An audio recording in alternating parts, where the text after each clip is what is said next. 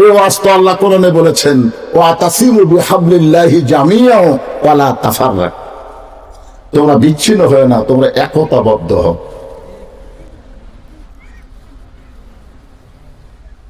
এই জান্নাতুল বাকি বরফির আব্দুল কাদের জিলানী রহমতুল্লাহ আলাইহি, নাম শুনছেন? উনি জিয়ারত করতেছেন। উনি যখন জিয়ারত করতেছেন এমন সময় এক মুরিদ বলতে, হুজুর আপনি চোখ বন্ধ করলে গোটা পৃথিবীর খবর বলতে পারেন, আপনি একটু দেখেন তো জান্নাতুল বাকির কোন জায়গায় ফাতেমার কবর। ইন্না লিল্লাহি ওয়া ইন্না ইলাইহি রাজিউনের উপরে কিন্তু আলোচনা হচ্ছে, একটু মনোযোগ দিবে। আব্দুল কাদের জিলানী রাহমাতুল্লাহ আলাইহি বললেন, রে মুরিদা, আমি চোখ বন্ধ করলে শুধু দুনিয়ার খবর জানি না, আল্লাহ আমাকে এত যোগ্যতা দান করেছে, চোখ বন্ধ করে আল্লাহর আরশ পর্যন্ত আমি দেখতে পাই। মুরিদ কি বলছেন? যে আপনি চোখ বন্ধ করলে গোটা দুনিয়ার খবর বলতে পারেন। কিন্তু আব্দুল কাদের জিলানী বলতেছে, আল্লাহ আমাকে এত ক্ষমতা দান করেছে, যালিকা ফাদলুল্লাহি ইউতিহি মান ইয়াশা, আল্লাহু যুল ফাদলিল আযীম। আল্লাহ আমাকে এত ক্ষমতা দান করেছে, আমি চোখ বন্ধ করলে শুধু দুনিয়া না, আল্লাহর আরশ পর্যন্ত দেখতে পাই। এই কথা বলার পর আব্দুল কাদের জিলানী ছোট বাচ্চার মতন কান্না শুরু করেছে। মুরিদরা বলে, হুজুর আপনি কান্দেন কেন? আব্দুল কাদের জিলানী বললেন, এই জান্নাতুল বাকির মধ্যে মা ফাতেমার কবর আছে, কিন্তু কবরটা কোন জায়গায় এটা কিয়ামত পর্যন্ত কেউ বলতে পারবে না। যে বলেছে জান্নাতুল বাকির মধ্যে ফাতেমার কবর, কিন্তু কবরটা কোন জায়গায় কিয়ামত পর্যন্ত কেউ বলতে পারবে না। সমস্ত মুরিদ বলে, হুজুর কেন বলতে পারবে না? আব্দুল কাদের জিলানী বললেন, ফাতেমা হইলেন জহুরা। আল্লাহ রাসূল বলেছেন, সাইয়্যিদাতুন নিসাই আহলুল জান্নাহ ফাতেমাতুজ জহুরা। সমস্ত মুরিদ বলে, হুজুর জহুরা মানে কি? আমার মায়েরা যারা পর্দার অন্তরালে, আপনাদেরকে সমন্বয় করে কথা বলতেছি, কারণ পুরুষ মানুষ শুধু ভালো হলে হবে না, নারীদেরকেও ভালো হওয়া লাগবে। জলগণ ঠিক না? আপনার বলেন তো, ইয়াজিদ নামে একটা ব্যক্তির নাম শোনেন আপনারা, আবার হোসাইনের নাম আপনারা শোনেন। আপনার বলেন তো, ইয়াজিদের মায়ের নাম কি? একটা লোক জানেন না। ইয়াজিদ কি নাকি ফেটে হসে, না একটা মায়ের পেট থেকে হসে? তাহলে হোসেনের মায়ের নাম ফাতেমা সবাই জানেন, ইয়াজিদের মায়ের নাম জানা লাগবে না? বাংলাদেশে ইয়াজিদের মতো সন্তান আছে না? আছে না? মাওকে আজকে ওসমান হাদিকে যে ভুল করেছে, সে ফাতেমার দৃষ্টির সন্তান না, সে ইয়াজিদের মায়ের মতো মায়ের সন্তান। ঠিক কি না? হ্যাঁ, ইয়াজিদের মায়ের নাম আজকে আপনাদের বলে দে, এটা মুখস্থ রাখবেন। মায়ের নাম হলো লাইসা বিনতে সাইবা, আর হোসেন রাদিয়াল্লাহু মায়ের নাম হলো ফাতেমাতুজ জহুরা। সমস্ত মুরিদ বলে, হুজুর জহুরা মানে কি? আব্দুল কাদের জিলানী বললেন, জহুরার অর্থ যদি শুনতে চাও তাহলে মনোযোগ দিয়ে শোনো। এশার নামাজের পরে হযরত আলী যখন বাড়ির ভিতরে, রাতের সবচাইতে শেষ নামাজের নাম কি? আরো জোরে কোন? আমি ফরজের কথা বলতেছি, আপনি তাহাজ্জুদ গেলেন কেন? তাহাজ্জুদ নামাজ। সাহাবীরা প্রশ্ন করলে, ইয়া রাসূলুল্লাহ, 5 ওয়াক্ত নামাজ আর তাহাজ্জুদ এই দুইটার মধ্যে পার্থক্য কি? আল্লাহ রাসূল বললেন, 5 ওয়াক্ত নামাজ হলো ইবাদত আর তাহাজ্জুদ হলো মহব্বত। তো সাহাবীরা বললেন, হুজুর ইবাদত আর মহব্বতের পার্থক্য কি? আল্লাহ রাসূল বলেন, ইবাদতের বিনিময়ে মানুষ জান্নাত চায়, আর মহব্বতের বিনিময়ে মানুষ আল্লাহ চায়। বুঝতে পারলেন? আমরা 5 ওয়াক্ত নামাজ পড়ে কি চাই? জান্নাত চাই। ধরে কোন কি চাই? আর তাহাজ্জুদের নামাজ আদায় করে মানুষ জান্নাত চায় না, মানুষ নামাজের মালিক আল্লাহকে চায়। এর মধ্যে তাহাজ্জুদ নিয়ে আসে না, এটা কিন্তু মারাত্মক ওয়াজ। 5 ওয়াক্তই পড়ে না তাহাজ্জুদ। এখন হয়তো বলবেন, ফজরের নামাজ তো রাতের শেষ নামাজ।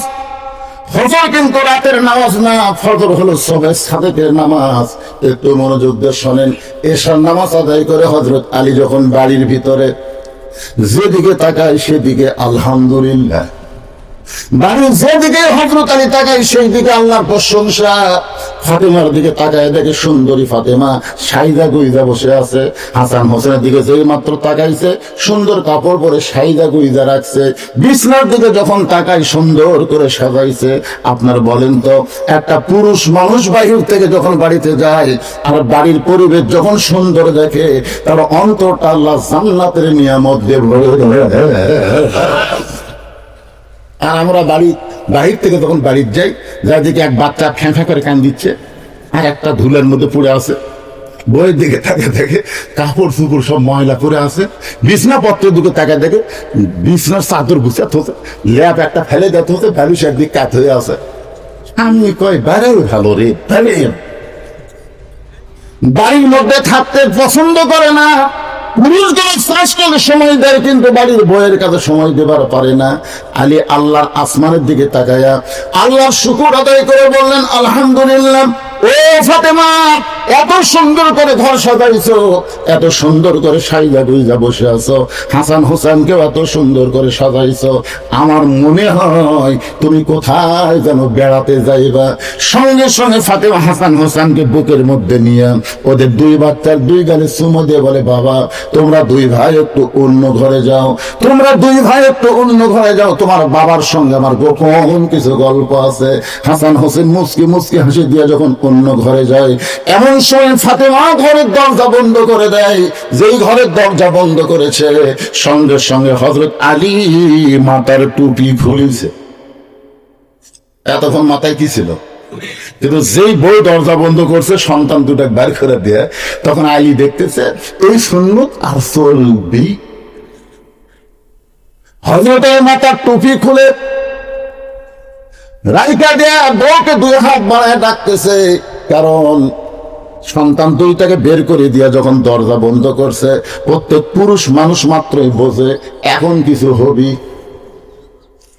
যেই মাত্র হযরত আলী দুইটা হাত বাড়ায় দেয়, এমন সময় ফাতেমা দৌড়ে গিয়ে স্বামীর বুকের মধ্যে মাথা ঢুকাইয়া ছোট বাচ্চার মতন কাঁদতেছে। আলী বলে, ফাতেমা এমন করে কেন কাঁদতেছ? ফাতেমা বলে, আর কোনোদিন ঘর সাজাবার পারবো না, আর কোনোদিন সাইদা গুইজা আপনার সামনে দাঁড়াতে পারবো না, আর কোনোদিন হাসান হোসেনকেও আপনার সামনে সুন্দর করে সাজাবার পারবো না। ওকে স্বামী, আপনি জানেন কি আজকে গভীর রাত্রে ফাতেমার মৃত্যু হবে। যেই মাত্র কইছে আজকে গভীর রাত্রে ফাতেমার মৃত্যু হবে, গাছের গোড়া কাটলে গাছটা যেমন পড়ে যায়, হযরত আলী তেমনি পড়ে গেলেন ঘরের মাঝায়। ফাতেমা মুস্কি মুস্কি হাসতেছে, মুস্কি মুস্কি হাসতেছে। স্বামীর পড়ে দেওয়া দেখে ফাতেমা মুস্কি মুস্কি হেসে দৌড়ে গিয়ে স্বামীর মাথাটা উড়াতের উপরে নিয়ে কপালে একটা চুমু দিয়ে বলে, স্বামী গো এমন করে আপনি কেন পড়ে গেলেন? আমার বাবা বলেছেন আলী হচ্ছেন আসাদুল্লাহিল গালিব। আমার বাবা বলেছেন আমি আনা মাদিনাতুল ইলমি ওয়া আলী বাবুহা। আল্লাহ নবী বলেছেন কিয়ামত পর্যন্ত হযরত আলীর মতন সাহস বীর কেউ হবে না, কিয়ামত পর্যন্ত আমার আলীর মতন কোন জ্ঞানী ব্যক্তি দুনিয়াতে আর আসবে না। সুবহানাল্লাহ। জ্ঞানের দিক দিয়ে হযরত আলী কয় নম্বর? আর শক্তির দিক দিয়ে তাহলে তুমি শক্তিশালী মানুষ, জ্ঞানী মানুষ, বইয়ের মগার খবর শুনে এরকম করে যাওয়া লক্ষণ ভালো, লক্ষণ ভালো। কারণ জ্ঞানী মানুষ বিশ্বাস করতে হবে দুনিয়া থাকার জায়গা না, আসলে যাওয়া লাগবে। কথা কর নাকি? যারা বোকা তারা 5 তলা 7 তলা বিল্ডিং বানায়, আর জ্ঞানী মানুষ কবরটা কেমন তার জান্নাত হবে এই চিন্তায় প্রতি কদমে কদমে হিসাব করে যাবে। হযরত আলীর মতন জ্ঞানী কেউ নাই। আল্লাহর নবী যখন মদিনার প্রেসিডেন্ট হলেন, মদিনার রাষ্ট্রপতি হলেন, ওই সময় হযরত আলীকে আল্লাহর নবী শিক্ষামন্ত্রীর দায়িত্ব দিয়েছিলেন। নবী যখন মদিনার প্রেসিডেন্ট, ওই সময় শিক্ষামন্ত্রী হলেন হযরত আলী। ধরে কোন সুবহানাল্লাহ। আবু বকর রাদিয়াল্লাহু যখন মদিনার খলিফা হলেন, তখন শিক্ষামন্ত্রী হলেন হযরত আলী। উমর ফারুক যখন মদিনার খলিফা হলেন, ওই সময় শিক্ষামন্ত্রী হলেন হযরত আলী। ওসমান গনি যখন মদিনার খলিফা হলেন, ওই সময় শিক্ষামন্ত্রী হযরত আলী। খলিফা পাল্টাবে কিন্তু শিক্ষামন্ত্রী পাল্টায় না। সুবহানাল্লাহ বলেন না? আজকে 90 মুসলমানের দেশে যদি আইনের মতো শিক্ষামন্ত্রী থাকতো তাহলে প্রাইমারির কবর হতো, প্রত্যেকটা প্রাইমারিতে নুরানি মাদ্রাসা হিসাবে শিক্ষিত দেওয়া হতো। শিক্ষামন্ত্রী যিনি বর্তমান বাংলাদেশের দায়িত্ব শিক্ষা উপদেষ্টা, উনি জানেন না রাসূল বলেছেন খায়রুকুম মান তাআল্লামাল কুরআনা ওয়া আল্লামা। ওই ব্যক্তির চাইতে দামি সম্মানী কোনো ব্যক্তি নাই যে ব্যক্তি কোরআন শিখেছে এবং অপরকে কোরআনের শিক্ষা দেয়। আপনার বলেন তো মুসলমান ঈমান রক্ষা করার জন্য 1 নম্বর শিক্ষার নাম কি? আরো জোরে। অথচ আমাদের বাংলাদেশে 90 মুসলমানের দেশে আমরা তেমন শিক্ষামন্ত্রী পাইলাম না। ফাতেমার স্বামীর মাথাটা উড়াতের উপরে নিয়ে কবর একটা চুমু দিয়ে বলে, স্বামী গো এমন করে আপনি কাঁদবেন না, আপনি কি জানেন এই দুনিয়া থাকার জায়গা না, এই দুনিয়া আসলে যাইতে হবে। ফাতেমা বললেন, স্বামীকে এমন করে যদি দুর্বল হয়ে আপনি পড়ে যান তাহলে আমার 3টা চাওয়া কেউ পুরা করবে? যেই ফাতেমা বলেছে আমার 3টা চাওয়া কে পুরা করবে, সঙ্গে সঙ্গে আলী কান্দের বলে, ফাতেমা দুনিয়ার জীবন গরিব ছিলাম বলে তুমি কিছুই চাইলা না, কিন্তু মরার পরে তুমি কি চাইবা ফাতেমা? হযরত আলী দুনিয়ার জীবনে ধনী ছিল না গরিব ছিল? একদিন গভীর রাত্রে হযরত আলী চেতন পায় দেখে হাসান হোসেন ঘুম পাড়তেছে কিন্তু ফাতেমা নাই। গভীর রাত্রে স্বামী চেতন পায়, যদি বউ ঘরত না থাকে যত বড়ই পীর সাহেব হোক সন্দেহ হবে না? আলী কই কে রে? হাসান হোসেন ঘুম পাড়ে, আর মাও গেল কোথায়? দরজার দাঁড়িয়ে তাকায় দেখে কালো চাদর দিয়ে গভীর রাত্রে মরুভূমির ভিতরে ফাতেমা কালো চাদর মাথায় দিয়ে খুব জোরে জোরে হাঁটতেছে। আলীর সন্দেহ হয়ে গেল এই গভীর রাত্রে ফাতেমা যাবে কোন জায়গায়। পিছনে পিছনে রওনা দেয়। আল্লাহর নবী যেই ঘরে ঘুম পাড়তেছে ওই ঘরে জানলার পাশে ফাতেমা দাঁড়ায় বলে, বাবা আজকে আমি বড় বিপদে পড়ে আপনার ঘরের জানলায়। আজকে যদি আমার মা খাদিজা জীবিত থাকতো তখন আমি কখনোই আপনার কাছে আসতাম না, কারণ মেয়েরা বাপের কাছে কোনো কথাই বলতে পারে না, মেয়েদের যত কথা সব হলো মায়ের কাছে। কিন্তু ফাতেমার খাদিজা মা তো দুনিয়া থেকে বিদায় নিয়েছে, এখন বলবে কেমনে? এখন বাবার জানলার কাছে গভীর রাত্রে দাঁড়ায় বলে, বাবা একটু মেহেরবানি করে ঘরের দরজা খোলেন, বাবা একটু মেহেরবানি করে ঘরের দরজা খোলেন। সঙ্গে সঙ্গে নবী যখন ঘরের দরজা খুলে দেয় এমন সময় ফাতেমা ঘরের মধ্যে ঢুকছে আর হযরত আলী জানলার পাশে গিয়ে দাঁড়াইছে। মনে মনে চিন্তা করতেছে, দেখি বাপ বেটির মধ্যে এই গভীর রাত্রে কি গল্প হয়। এই নিয়ত করে হযরত আলী জানলার কাছে কান লাগায় দিছে। এমন সময় ফাতেমা বলে, বাবা একটু বাতি জ্বালান। রাসূল বলে, ফাতেমা বাতি জ্বালান লাগবে না, তুই কি বলবি বল। ফাতেমা বলতেছে, বাবা এর আগে বহুবার বলছি, বলে কোনো কাম হয় নাই, আজকে গভীর রাত্রে আপনাকে একটু দেখাবার চাই, একটু আপনাকে দেখাবার চাই। যেই মাত্র নবী ঘরে বাতি জ্বালাইছে সঙ্গে সঙ্গে ফাতেমা 2টা হাত নবীর দিকে বাড়ায় দেয়। বাতির আলোতে নবী দেখতে পায় হাতের তালু আছে কিন্তু তালুর উপরে চামড়া নাই, 2টা হাত গোস্তের টুকরার মতন হয়ে গেছে।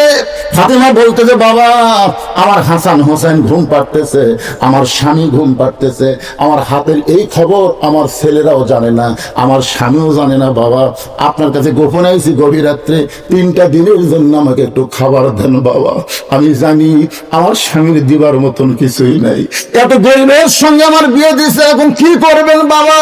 3টা দিনের জন্য একটু খাবার ব্যবস্থা করেন, কারণ আমার হাসান হোসেন যদি জানতে পারে ওরা খাওয়া দাওয়া বন্ধ করে দিবে, আমার স্বামী যদি জানতে পারে বড় কষ্ট পাবে। আলী কান্দার বলে, ফাতেমা রে দুনিয়ার জীবনে গরিব ছিলাম বলে তুমি কিছুই চাইলা না, আজকে গভীর রাত্রে দুনিয়া থেকে বিদায় নিবে, এই মৃত্যুর সময় তুমি কি চাইবা ফাতেমা? ফাতেমা বলে, স্বামী গো আমার 1 নম্বর চাওয়া হলো রাতের অন্ধকারে মৃত্যুবরণ করব, আমি পর্দানিশী নারী, রাতের অন্ধকারেই কিন্তু আমাকে দাফন করা লাগবে, দুনিয়ার কোনো মানুষ যেন আমার খবরটা না জানে। আমার 2 নম্বর চাওয়া হলো আমার কোনো জানাজার ব্যবস্থা করবেন না।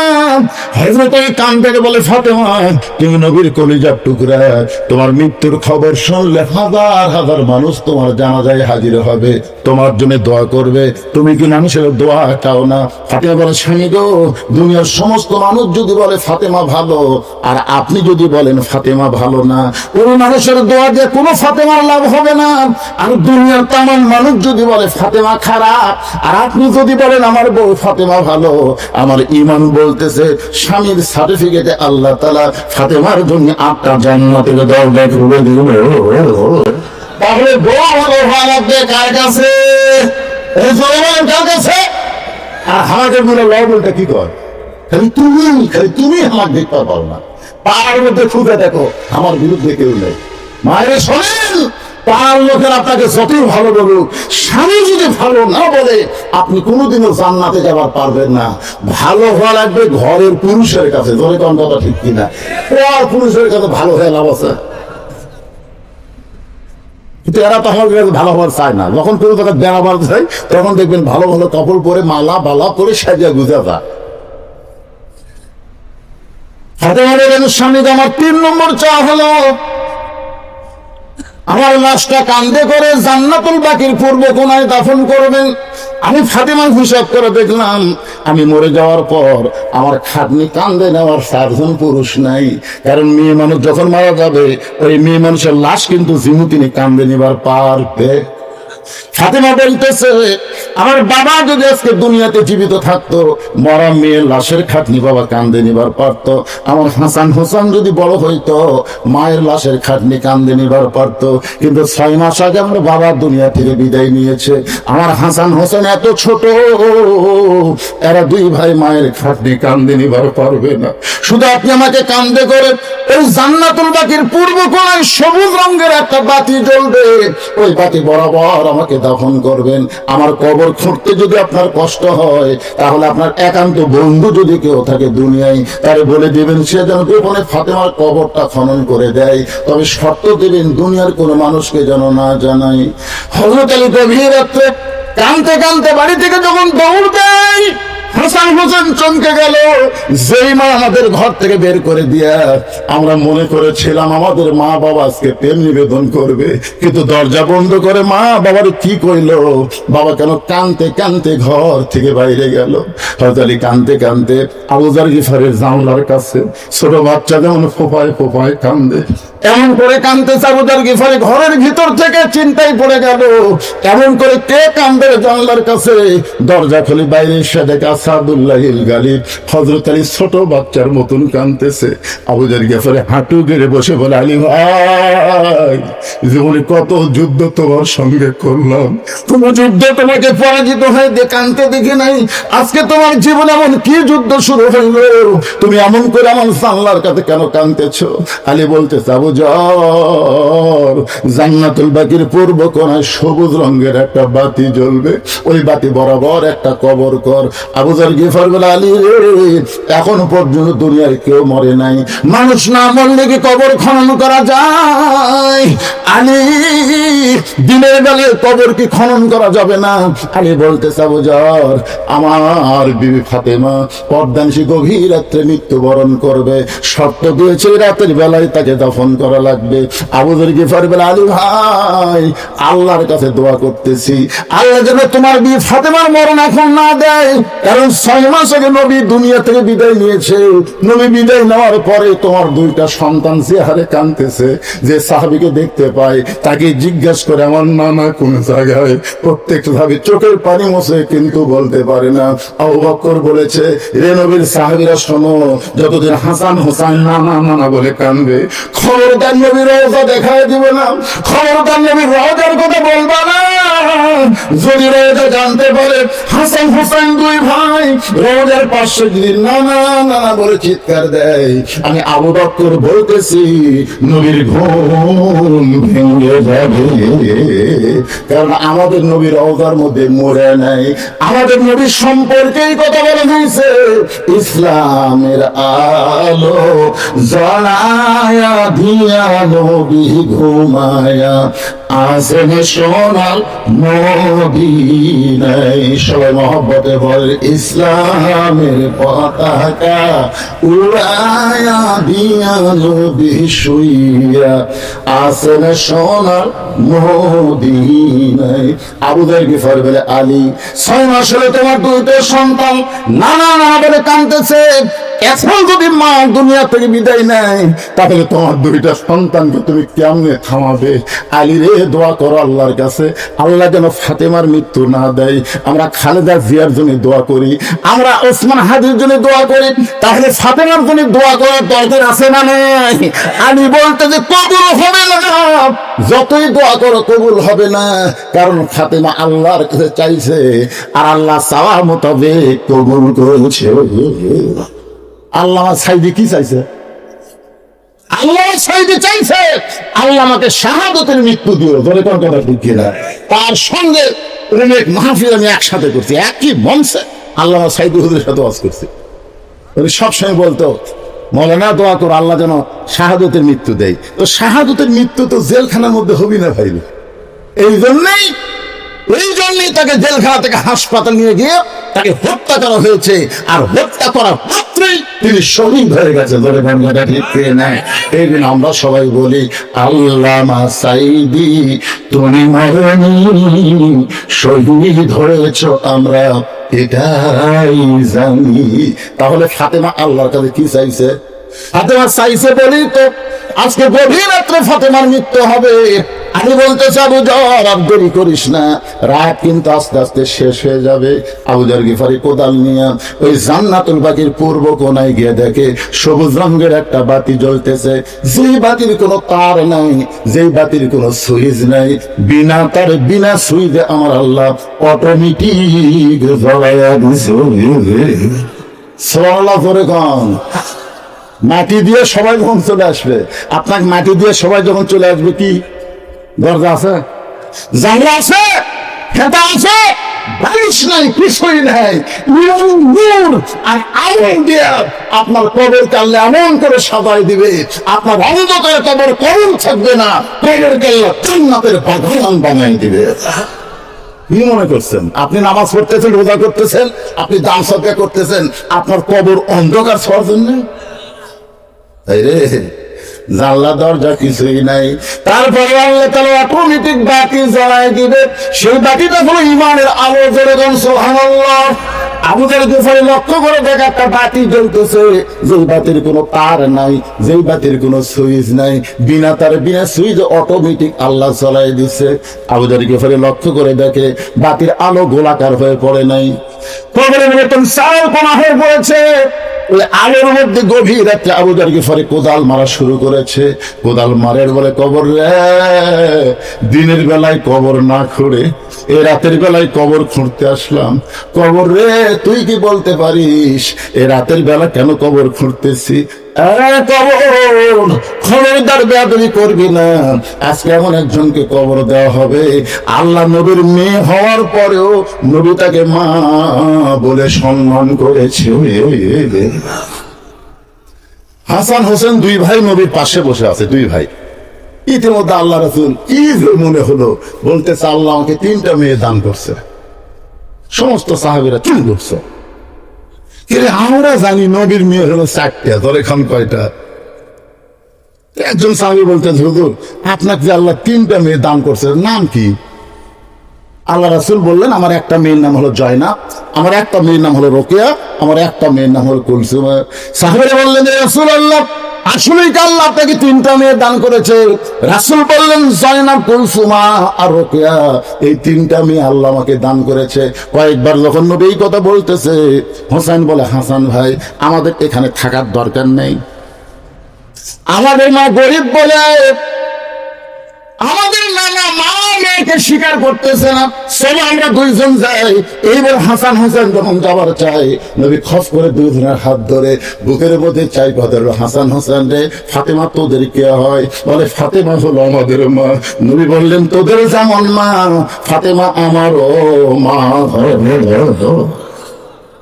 সমস্ত সাহাবী বলে, রাসূলুল্লাহ আমি সবাই জানি ফাতেমা হলো আপনার মেয়ে। হাসান হোসেনের মতন ফাতেমা তার মা কেমনে হয়, এই কথা কি আপনি বলবেন না? রাসূল বলেন, তাহলে শোনো, তাইফের ময়দান থেকে আমি যখন রক্ত মাখা শরীর নিয়ে এই মক্কায় ফিরে আসলাম, তখন আমার দরদের বিবি খাদিজা দুনিয়াতে ছিল না, আমার দরদের চাচা আবু তালেব দুনিয়াতে ছিল না। তখন আমার দরদের 4টা মেয়ে ছিল। আসার পরেই 3টা মেয়ে একসঙ্গে ঘরের মধ্যে ঢুকছে, রোকেয়া, কুলসুমা, জয়নাব। 3টা মেয়ে বলতেছে, বাবা আপনি তাইফে না গেলেই ভালো করতেন বাবা, তালেব বাসী এত পাথর মারছে, এই কষ্ট আপনি কেমনে সহ্য করবেন? আপনার দেহ দিয়ে রক্ত পড়তেছে বাবা, এই কষ্ট আপনি কেমনে সহ্য করবেন? রাসূল বলে, সাহাবীরা, 3টা মেয়ের মতন কথা বলে যখন ঘর থেকে বাইরে যায়, এমন সময় আর কলিজার টুকরা ছোট মেয়ে ফাতেমা ঘরের মধ্যে ঢুকে ঘরের দরজা বন্ধ করে দেয়। রাসূল বলে, ফাতেমা দরজা কেন বন্ধ করলি মা? ফাতেমা বলে, বাবা যদি ইব্রাহিম নবীর জন্য নমরুদের চুল আল্লাহ শান্তির বাগান বানায় দেয়, মুসা নবীর জন্য আল্লাহ যদি সাগরকে রাস্তা বানায় দেয়, তাহলে আমার বাবার জন্য আল্লাহ তাইফের পাথর কেন তুলা বানাবার পারলো না? বাবা গো, জন্মের আগে আপনি বাবা হারাইছেন, 6 বছর বয়সে আপনি মা হারাইছেন, এই দুনিয়াতে আপনার কেউ নেই, এমনকি আল্লাহ পর্যন্ত আপনাকে দেখতে পারে না। যদি আল্লাহর বাবাকে দেখতে পারতো, তাহলে রক্ত মাখা শরীর নিয়ে আমার বাবা কেন ঘুরে আসলো? বাবা আপনার দেহের রক্ত আমার কলিজা দিয়ে ধরছে বাবা, আমি কেমনে সহ্য করব, আমি কেমনে সহ্য করব? রাসূল বলেন, সাহাবীরা, 3টা মেয়ে আমাকে বলেছে কষ্ট কেমনে সহ্য করবেন, আর ফাতেমা বলতে আমি কেমনে সহ্য করব? এ কথা বলে কাঁদতে কাঁদতে দরজা খুলে দেখ, যখন বাহিরে যায় আমি তাকায় দিকে ফাতেমা আমার পাগলি হয়ে গেছে, চুলার মধ্যে পানি গরম করতেছে, জয়তুনের তেল গরম করতেছে, পানি আর জয়তুনের তেল গরম করে আবার ঘরের মধ্যে ঢুকে দরজা বন্ধ করে দিয়া এক টানে তার উরাতের উপর আমার শোয়া দিয়া আমার দেহের জুব্বা খোলে, যত জায়গায় তাইফবাসী পাথর মারছে প্রত্যেকটা জায়গায় নরম কাপড় গরম পানির মধ্যে চুবড়ায়া চুবড়ায়া আমার গোটা দেহ পরিষ্কার করে ফাতেমার নরম আঙ্গুলের মধ্যে জয়তুনের তেল নিয়ে যখন আমার ক্ষতস্থানে মালিশ করে দেয়, আমি নবী কখন যেন ঘুমায় গেছি। ওই ঘুমের ঘরে স্বপ্নে দেখি আমার মা আমিন আমার শিওরের পাশে দাঁড়ায় কাঁদতেছে। আমি নবী নাই রে সাহাবী, আমি আর নবী নাই, আমি একজন মা হারা সন্তান, এত বছর পরে মারে পাইয়া আমি 2 কানা হাত বাড়ায় বললাম, মা আইছেন যখন আর আপনাকে চাইতে দিব না। এই বলে আমার মায়ের হাতটা যখন খস করে চাইবা ধরেছি, এমন সময় ফাতেমা আমার কপালে একটা চুমা খায়। ফাতেমার চোখের পানি আমি নবীর চোখের পানির মতো ওকের মধ্যে ঢুকে আমার ঘুমটা ভেঙে যায়। আমি বললাম, ফাতেমা এই করে কেন কাঁদতেছিস মা, এমন করে কেন কাঁদতেছিস? ফাতেমা বলে, বাবা আমি কান্দি না, আপনি তো আমার কান্দান, আপনি ঘুমের মধ্যে মা বলে আমার হাতটা চাইবা ধরেছেন, এখন পর্যন্ত আপনি হাতটা ছাড়েন নাই। রাসূল বলে, ফাতেমা রে, মা বদুর হাত চাইবা ধরে, তাহলে শুনে নে মা, তুই শুধু আমার মেয়ে না, তোর ভিতরে রয়েছে আমার মা আমিনা। আবু জাহল গিফারি বলে, খবরদার বেয়াদবি করবি না, কারণ তোর মধ্যে এমন একজন মা আসবে যার 2টা সন্তানকে আল্লাহ জান্নাতি যুবকদের সর্দার বানায় দিয়েছে। সুবহানাল্লাহ। গন্নাটা সাইদুস শাবাবে আহলে জান্নাহ হাসান হোসেন রাদিয়াল্লাহু তাআলা আনহুমা। রে যুবক, আজকে যারা এখানে বসে আছো, তোমরা যখন হাসরের ময়দানে যাবে, তখন হাসান হোসেনকে আল্লাহ দান করায় বলবে, হাসান হোসেন যাদেরকে পছন্দ করবে তাদেরকে আল্লাহ জান্নাত দিয়ে দিব। একটু নির্দেশ শোনেন, বলে খবরদার বেয়াদবি করবি না, তোর মধ্যে এমন একজন বিবিকে রাখা হবে যার স্বামী হলো আসাদুল্লাহ গালিব হযরত আলী। এই কথা বলে আবার যখন কোদাল মারতে চায়, এমন সময় কবরের ভিতর থেকে আওয়াজ আসতেছে, আবু জাহল বারবার কবরকে সাবধান করো। আবু জাহল আজকে শুনে নাও, কার মেয়ে, কার মা, কার বিবি, এইটা কবর দেখবে না। আমল যদি ভালো হয় কবর জান্নাতের বাগান হয়ে যাবে, আর আমল যদি খারাপ হয় কবর জাহান্নামের গর্ত হবে। এটা কিন্তু ফাতেমার জন্য বলা হয় নাই, এটা আমাদের জন্য বলা হয়েছে। সকলে বলেন, ইজা আসাবাতুহুম মুসিবাতুন ক্বালু ইন্না লিল্লাহি ওয়া ইন্না ইলাইহি রাজিউন। আবেদন এই কবর আমল যদি ভালো হয় কবর জান্নাতের টুকরা হবে, আমল যদি খারাপ হয় কবর জাহান্নামের গর্ত হবে। কে বললো এই কথা? এটা শোনার পর আবু জাহল আর কোদাল মারতে পারে না, গোটা দেহ থর থর করে কম্পন শুরু হয়ে গেছে। হযরত আবু জাহল কোদাল ফাইলে দিয়ে কোথায় যেন পালায় গেছে। ফাতেমা শর্ত দিয়েছে, আমার লাশটা কান্দে করে ওই জান্নাতুল বাকির পূর্ব কোণায় সবুজ রঙের বাতি জ্বলতেছে, ওই বাতি বর আমাকে দাফন করবেন। এখন হযরত আলী ঘরের মধ্যে ঢুকে গেছে, ঘরের মধ্যে ঢুকে থেকে ফাতেমা নিভি নিভি গোসল করেছে। সুবহানাল্লাহ। একবার রাসূল বললেন, খাদিজা আপনি কি জানেন আল্লাহ 10 জন পুরুষকে জান্নাতের সার্টিফিকেট দিয়েছে, আবার 10 জন নারীকেও আল্লাহ জান্নাতের সার্টিফিকেট দিয়েছে। সুবহানাল্লাহ। তো খাদিজা বলতে, হুজুর 10 জন পুরুষকে আল্লাহ জান্নাতের সার্টিফিকেট দিয়েছে আমি জানি, আবু বকর, উমর, ওসমান, আলী। এরকম খাদিজা বলতে 10 জন মেয়েকে আল্লাহ জান্নাতের সার্টিফিকেট দিল, এরা কারা? আল্লাহ রাসূল বলেন, খাদিজা মেয়েদের মধ্যে 1 নম্বর জান্নাতে হলেন খাদিজাতুল কুবরা। পুরুষের মধ্যে 1 নম্বর জান্নাতে হচ্ছে আবু বকর, আর মেয়েদের মধ্যে 1 নম্বর জান্নাতে হলো খাদিজাতুল কুবরা। মা খাদিজা যখন মুচকি মুচকি হাসতেছে, তখন আল্লাহ রাসূল বলে, খাদিজা এখন আমি নবী নাই, আমি হলাম স্বামী, আপনি আমার বিবি। কারণ সবসময় নবী হয়ে থাকতে ভালো লাগে না। আল্লাহ নবী বলেন, খাদিজা এখন আমি হলাম স্বামী, আপনি হলেন আমার বিবি। খাদিজা বলে, হুজুর কি বলবার চান? আল্লাহ যদি আপনাকে 1 নম্বর জান্নাতি করে, তাহলে 2 নম্বর কে হলে ভালো হয়? পুরুষের মধ্যে 2 নম্বর কে? ওমর। যেরকম পুরুষের মধ্যে 2 নম্বর কে? 3 নম্বর নাম। এগুলো মুখস্থ রাখা লাগবে বাবান। ইমাম গাজ্জালি বলেছেন, এই 10টা সাহাবীর নাম পুরুষেরা, 10টা সাহাবীর নাম পুরুষেরা যদি অনর্গল মুখস্থ রাখতে পারে, মৃত্যুর সময় ওই 10টা সাহাবীকে মুখস্থ রাখতে গেলে অবশ্যই তাদের সাথে মহব্বত হবে। হবে কি হবে না? আপনি বলেন, একটা মহব্বত লোকের মোবাইল নম্বর আপনার মুখস্থ আছে না নাই? কারো আছে? 2-1 জনের এরকম মুখস্থ নাই? যার মোবাইল নম্বর আপনার মুখস্থ, বুঝবেন তাকে আপনি মহব্বত করেন। তাহলে 10টা সাহাবীর নাম মুখস্থ রাখতে গেলে তাদের সঙ্গে একটা মহব্বত হবে। ইমাম গাজ্জালি বলেছেন, আপনি যখন মৃত্যুর বিছানায় পড়ে যাবেন, এমন সময়ে 10টা সাহাবী রুহানি তাওয়াজ্জুহ আল্লাহ আপনার প্রতি নাজিল করে আপনার জবানে আল্লাহ ঈমানের কলেমা জারি করে দিবে। পুরুষের জন্য 10টা সাহাবী, নারীদের জন্য এরকম 10 জন নারী সাহাবীর নাম মুখস্থ রাখার কথা বলা হয়েছে। পুরুষের মধ্যে 2 নম্বর হলো ওমর, 3 নম্বর ওসমান, 4 নম্বর আলী। রাসূল বলেন, খাদিজা আপনি হলেন নারীদের মধ্যে 1 নম্বর, তাহলে 2 নম্বর কে হলে ভালো হয়? সঙ্গে সঙ্গে খাদিজা বলতেছে, রাসূলুল্লাহ আমার মেয়ে ফাতেমাকে আল্লাহ যেন 2 নম্বর দেয়। নবী চমকে বললেন, আল্লাহ আপনাকে 4টা মেয়ে দিয়েছে, কুলসুমা, জয়নাব, রোকেয়া। ওই 3টা মেয়ের নাম না বলে আপনি সরাসরি ফাতেমার নাম বললেন কেন? খাদিজা বলতেন, হুজুর আপনি বাপ, তো আপনি কি বুঝবেন? এখন তার নবী নাই, আপনি তো বাপ, আপনি কি বুঝবেন? কোন সন্তান কেমন এটা বাবা জানে না, এটা জানে হলো তার মা। সুবহানাল্লাহ। কোন সন্তান কেমন?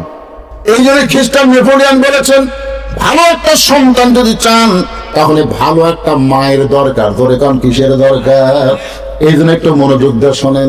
রাসূল বলে, খাদিজা ফাতেমারে 2 নম্বর বলার কারণ কি? খাদিজা বলতেছে, রাসূলুল্লাহ আপনি কি জানেন ওই ফাতেমা যখন জন্ম নিয়েছে তখন ফাতেমার সুরত কেমন ছিল?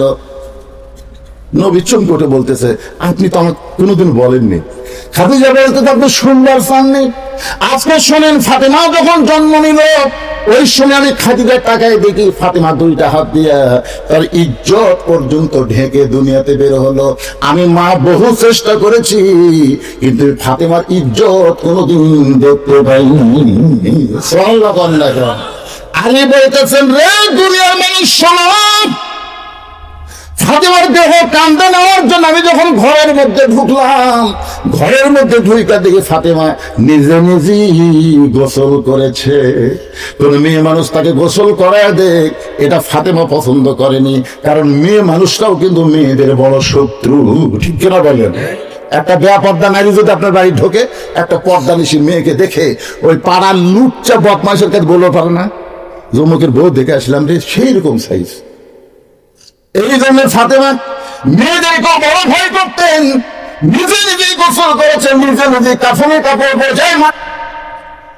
আরেকটা হলো, আরেকবার শোনেন, ইজহার আসাবাতুহুম মুসিবাতুন ক্বালু, সকলে পড়েন ইন্না, পড়েন না ভাই, ইন্না লিল্লাহি ওয়া ইন্না ইলাইহি রাজিউন। আলীর চোখটা দর দর করে পানি পড়তেছে। ডান পাশে হাসান ঘুম পাড়ে, বাম পাশে হোসেন ঘুম পাড়ে।